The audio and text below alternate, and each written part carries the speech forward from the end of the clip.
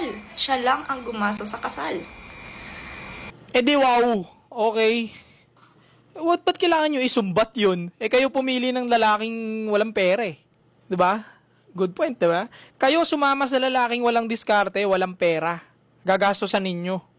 May tumutok ba sa inyo ng kutsilyo? May tumutok ba sa inyo ng barel para pilitan kayong gumastos? Pilitin kayong gumastos?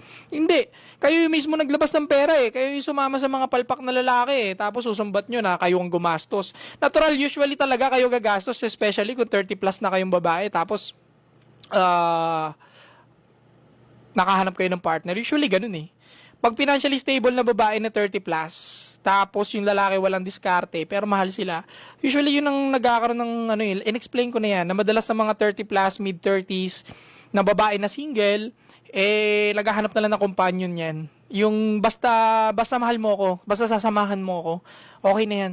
Hindi na baling palpak ka, hindi na baling hindi ka gwapo, wala na akong pakialam. Marami yung kilalang ganyan. Mid-30s ang kasama. Kahit walang sinabi yung lalaki, okay na yan.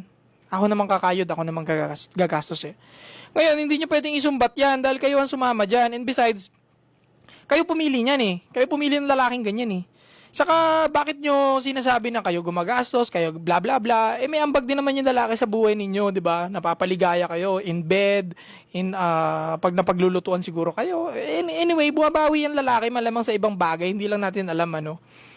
And kaya ako naman sinabi na, nagbibigay ng relationship tips sa mga babae pero lagi ka niloloko ng lalaki mo.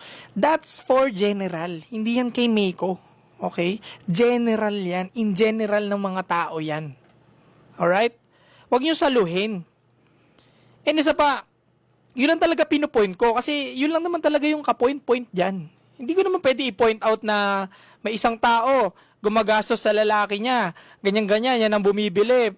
Hindi ko naman pwede pakialaman yun. Kasi it's between sa kanilang dalawa na lang, diba? Relationship na nila yun eh. Okay? Ang sinisita ko dyan, advice kayo ng advice girls, eh yung mga love life naman ninyo, ang gugulo. Hindi nyo naaayos, palpak. Tapos, ang daming babaeng nakikinig sa inyo, sabay-sabay naliligaw. Eh kasi yung sa'yo nga, hindi mo maitama eh. Yun ang point ko dyan eh. Yung relationship mo nga, hindi mo maayos, hindi mo matama. Tapos gusto mo, itatama mo yung mga relationship, status ng ibang kababaihan. Napakalabo nun, di ba? Doon palang contradict na. Di ba? Linisin mo muna bakuran mo bago yung bakuran ng iba. Yun lang naman point ko dyan eh. Di ba? Tuloy natin.